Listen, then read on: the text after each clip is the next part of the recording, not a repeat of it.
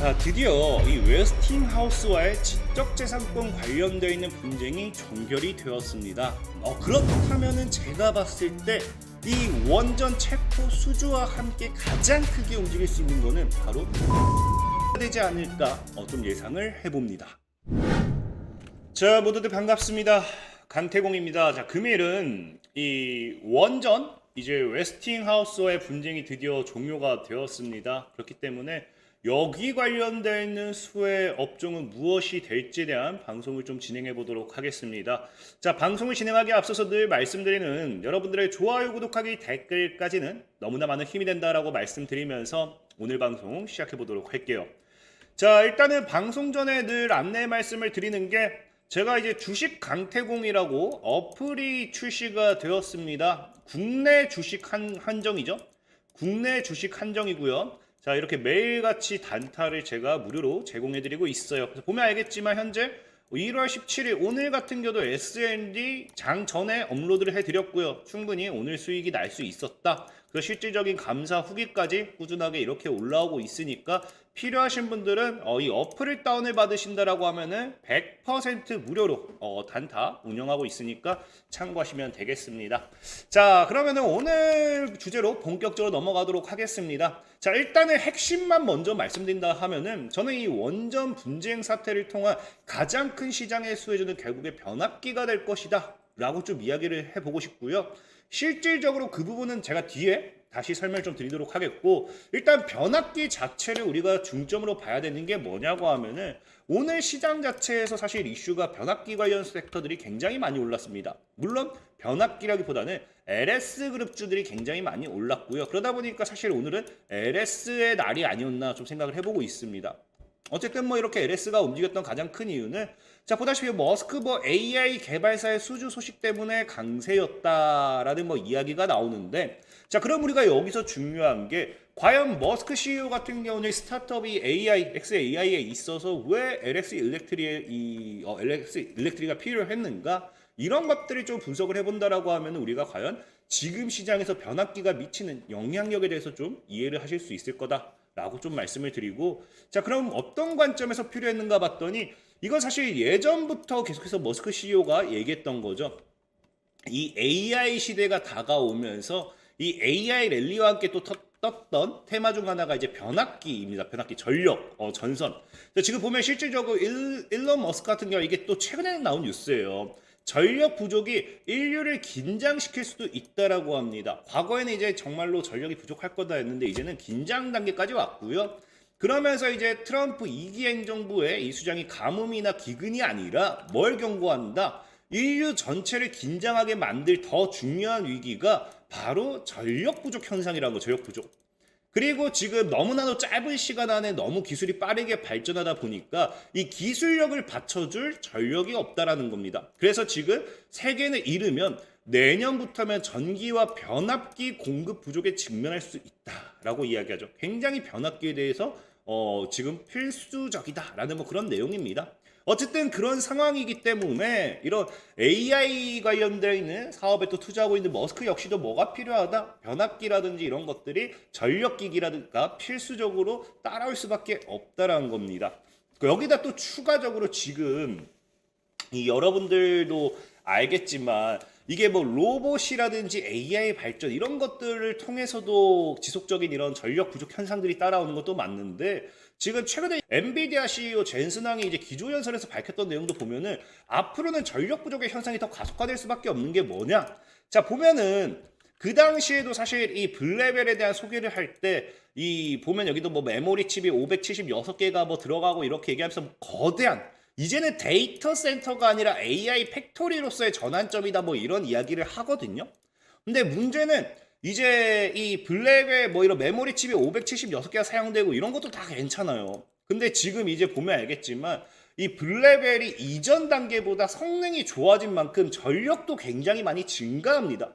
물론 이제 이 성능이 2배, 3배 증가한 데에 비해서 전력 소비량이 한 10%, 20% 증가했다라고 하면은 이게 과연 증가한 게 맞느냐라고 생각할 수도 있지만, 아까 얘기했다시피 NVLink 기술을 통해서 576개 정도, 그러니까 엄청 거대한 칩 자체를 이젠 블랙벨에서 끝나는 게 아니라 이 AI 반도체 칩을 연결해서 거대한 또 하나의 칩을 만들고 이것이 뭐가 된다? 데이터 센터가 아니라 AI 팩토리로의 전환점이라고 이야기를 했습니다. 그럼 앞으로의 이런 AI 성장이 발전이 전력량을 말도 안 되게도 소비시키면 소비시켰지 전력량이 획기적으로 줄어들지는 않을 거라는 거예요. 그렇기 때문에 지금 변압기라든지 이런 부분은 지속적으로 필수적이다라고 봐야 되는 부분이고, 특히나 이게 뭐 우리가 이 AI를 떠나가지고 이제 뭐 차세대 원전에서도 필요한 게 뭐예요? 전력입니다. 전력. 원전도 어쨌든 변압기가 필수적이에요. 그 전력이 필수적이고 로봇 역시도 필수적이라는 거예요. 그러다 보니까 지금 이 변압기 용량에 있어서 지금 시장에 뜨는 게 초고압 변압기라든지 뭐 배전반 등 전력 인프라 시스템 등이 있어요. 근데 중요한 건 사실상에 이 전력 뭐 초고압 변압기가 필요로 한데 우리나라 기술력이 거기까지 못 미친다라고 하면은 전 세계 시장에서 이 성장 규모가 아무리 좋다 하더라도 우리가 사실은 뭐 여기서 기대할 수 있는 부분은 없다라고 좀 생각을 해요. 근데 문제는 뭐냐? 이 초고압 변압기 관련해 가지고 이거를 만드는 나라가 몇 개 없습니다. 몇 개 없고요. 지금 대표적으로서 이제 볼 수 있는 나라가 첫 번째가 당연히 우리나라고요. 두 번째가 독일입니다. 독일이고요. 세 번째가 스위스고요. 네 번째가 중국이고요. 다섯 번째가 일본이에요. 일본. 그러니까 몇 되지 않는다라는 거죠. 몇 되지 않는 이 나라에서도 당연히 몇 되지 않기 때문에 수혜를 받을 수도 있겠지만 여기서도 사실상의 우리나라의 기술이 뭐다? 독보적으로 1등이라는 거예요. 그래서 지금 이제 사실 우리가 K 열풍 불면서 뭐까지 같이 붙느냐? K 변압기 시대라고 해요. K 변압기. 그래서 세계 판매량이 40%까지 늘었다. 그래서 초고압 변압기 수출이 계속해서 뭐하고 있다? 늘어나고 있는 배경으로 세계적으로 신재생 에너지 확대라든지 뭐 데이터 센터 증설 뭐 이거 쭉쭉쭉 해가지고 우리나라가 지금 국산 변압기에 대한 글로벌 인기는 계속될 전망이다. 그래서 우리는 지금 이걸 K 변압기라 부르기로 했어요. 라는 뭐 내용이겠죠. 그래서 지금 사실은 독보적으로 1등이기 때문에 앞으로의 수주라든지 이런 것들은 더 증가했으면 증가했지 절대적으로 내리막길로 내려갈 확률은 굉장히 낮다라고 생각하고 있고요. 사실 심지어 지금도 벌써 뭐 하냐고 하면은 이미 5년치의 일감을 확보해놨어요. 5년치의 일감을 확보해놨기 때문에 이미 뭐 실적은 거의 뭐 실적은 이미 증명됐다라고 보시는 게 좋고, LX 일렉트릭 같은 경우도 앞으로 뭐 더 증가할 수밖에 없는 게 뭐냐고 하면은 지금 보면 이제 앞으로 북미에서 이런 변압기 관련되어 있는 부분에서 시장 규모가 뭐 38억 달러까지 해가지고 지금 약 우리나라 그걸로 치면 약 한 50조 원 정도 됩니다. 50조 원 정도로 해가지고 앞으로 오히려 이 실적 이제 시장 전망성이 굉장히 밝다라 보시면 좋아요. 그래서 뭐 연평균으로 치면은 한 7.8, 8% 정도의 성장률이라고 하지만 어찌됐든지 앞으로 이런 것들이 지속적으로 증가할 수밖에 없는 부분이고요. 이런 걸 증가하게 해주는 가장 근본적인 게 뭐다? 여러분들도 알다시피 미국이 지금 이 변압기가 굉장히 많이 지금 뭐였어요? 노후화가 됐어요. 노후화가 되다 보니까 지금 딱 타이밍이 이거를 다 갈아줘야 될 타이밍이란 겁니다. 그 타이밍이 맞춰지다 보니까 지금 당장 34년까지는 얼마? 50조 원, 약 50조 원 가량 되는 시장 규모가 형성이 되어 있고, 아까도 얘기했지만 5년치에 이제 일감을 수주했다라는 거는 앞으로 몇 년 더 남았어요. 거의 4, 5년 또에 또 추가적인 일감이 나올 게 더 많다라는 겁니다. 시장 규모가 더 늘어나고 있으니까. 그렇기 때문에 변압기가 단발적으로 끝날 수는 없지 않나 좀 생각해보고 있고, 어찌 보면 2차 전지처럼 엄청난 시장의 랠리를 가져갈 수도 있다 좀 생각을 해보고 있어요. 그 다음에 뭐 이게 미국뿐만 아니라 지금 이제 더 중요한 거는 뭐가 된다? 여러분들도 알다시피 과거의 네옴시티, 이제 네옴시티 관련해가지고 대규모 전력 인프라 수요라고 하죠.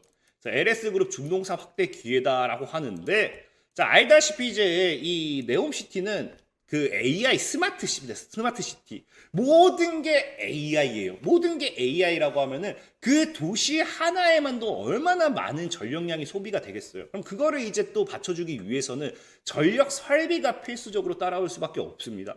그러다 보니까 과거에 최근에 이제 우리나라에서도 네옴시티 관련해 가지고 이런 수주 계약이 떠요. 네옴시티 관련해서 변압기 관련되는 수주 계약도 꾸준하게 증가했던 이유가 그런 부분 때문이었다라고 보시면 좋습니다. 그래서 앞으로 실적은 증가하면 증가할지 절대적으로 줄어들 거다 생각해 보지는 않고요.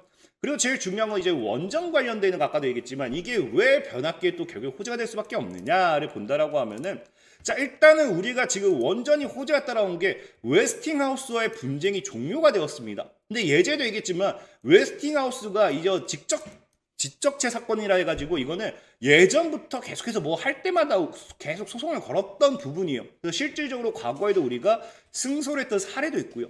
근데 그게 아니라 하더라도 여러분들이 알다시피 지금 한미가 뭐 하기 시작했습니까? 지난주에 나왔던 그 뉴스가 한미가 원전 수출에 협력하기로 MOU를 체결했는데 웨스팅하우스가 굳이 거기서 딴지를 거는 것도 말이 안 된다라는 거였겠죠. 그렇기 때문에 어쨌든 이 원전 관련돼 있어서 부분은 나와줘야 될 좋은 이야기들이 너무 사실은 많아요. 그러다 보니까 어쨌든 이런 웨스팅하우스의 이런 분쟁 종료가 결국에는 이 체코 원전에 의한 이 수출 이제 수주 계약이 최종 확정하는 데 있어서 굉장히 긍정적으로 나타나지 않을까 좀 생각해보고 있고 이 부분도 여러분들이 알다시피 지금 당장 당장 올해 3월이면요 최종적으로 계약을 하기로 목표를 했습니다. 목표를 했기 때문에 당연히 이게 어느 정도 수혜를 받을 수 있는 부분이 될 거고 중요한 거는 그러면 여러분들이 이제 원전 관련해 가지고 왜 또 변압기가 또 이슈가 되느냐라고 생각할 수 있지만 이건 너무나 당연한 거예요. 체코 원전 계약 체결 이런 것들 수주를 확정적으로 이제 공급하게 되는 게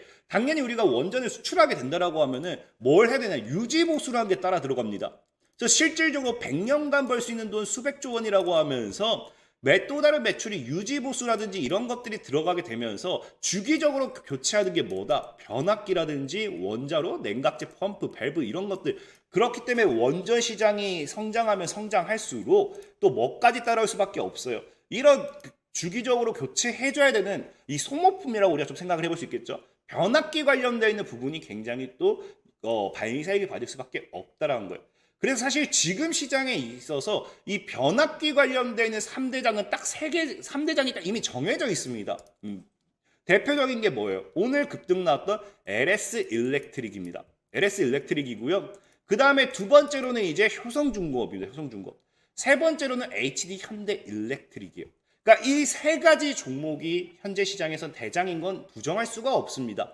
그러면 지금 이 종목을 살까요? 라고 했을 때 저는 사실은 이 기업들이 아무리 더 잘 간다 하더라도 저는 바지 끄댕이를 자꾸 말리고 싶어요. 왜? 늘 얘기했지만 이미 많이 올라간 기업들은 내 종목이 아니에요. HD 현대 일렉트릭만 본다 하더라도 뭐합니까? 주가가 이미 100배 이상 올랐어요. 100배. 100배 이상 오른 자리에서 매수를 한다. 저는 이거 늘 얘기하지만 투자가 아닌 뭐다? 투자가 아니고요. 투기라고 생각합니다. 특히나 이게 10년, 20년에 있어서 꾸준하게 우상향 했냐? 그것도 아니에요. 단 몇 년 만에. 3년 만에. 사실상 대다수의 상승 분출은 작년입니다. 작년. 대다수의 상승 분출은 작년 한 1년 만에 끝내놨어요. 그래서 이런 기업들을 사실은 저는 아무리 전망이 좋다 하더라도 이 기업들에 대한 반사익 효과를 가지고 갈 수 있는 기업을 찾는 게 맞다 생각해보고 있고요. 특히나 제일 중요한 건 시장에서도 내거는 게 자 지금 이제 LS 일렉트로닉 같은 경우는 목표 가격을 약 지금 24에서 26만 원으로 측정했습니다. 그리고 지금 이제 그 효성중공업 같은 경우는요 50만 원에서 55만 원으로 측정을 했어요. 그리고 지금 이제 또 어떤 기업 HD 현대 일렉트릭 같은 경우는요 57만 원을 측정했어요. 그러니까 중요한 게 뭐냐고 하면은 지금 이 기업들이 이 3대장의 기업들이 증권가에서 봤을 때 목표 가격을 잡았을 때 이제 기업의 실적이라든지 이런 것들을 토대로 목표 가격을 잡았을 때 지금부터 해봐야 몇 퍼센트의 상승률 20% 내지 30%의 추가적인 상승률 정도를 목표가로 잡고 있다는 거는 굉장히 어느 정도 리스크가 크다라는 겁니다. 그래서 저는 사실 이 3대장을 여러분들이 지금 시장의 미래 전망이 굉장히 밝기 때문에 매수를 하겠다라고 하면은 제가 말릴 수 있는 방법 없어요. 하지만 할 수 있다라고 하면 뜯어 말리겠고 그래서 저는 차라리 오늘 만약에 여러분들이 HD 현대 일렉트릭이라든지 효성중공업이라든지 LS 일렉트릭 이런 걸 보고 싶다 하면은 차라리 뭘 보면 좋을 것 같냐라고 하면은 저는 이삭 엔지니어링을 보면 좋겠다라고 이제 좀 말씀드리고 싶어요. 보다시피 과거에 머스크가 이제 변압기 관련되는 이슈가 나왔을 때 초고압 전력 설비 개발에 상승했다라고 하는데 사실 정확히는 이게 어떤 내용이냐라고 하면은